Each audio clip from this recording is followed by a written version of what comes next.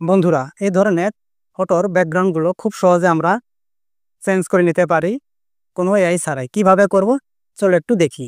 প্রথমে আমরা এখান থেকে ব্যাকগ্রাউন্ড ইরেজার টুলটা নিয়ে নিব।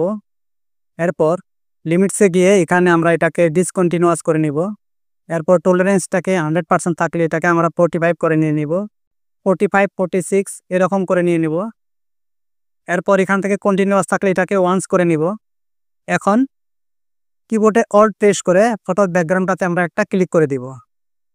এরপর ব্যাকগ্রাউন্ডটাকে এইভাবে ব্রাশের সাহায্যে ইরেজ করে নিব। এভাবে ইরেজ করে নিব।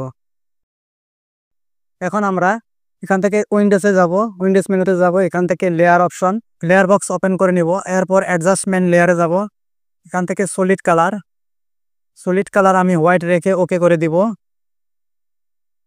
এবার ব্যাকগ্রাউন্ড কালারটাকে এভাবে নিচে ছেড়ে দিব।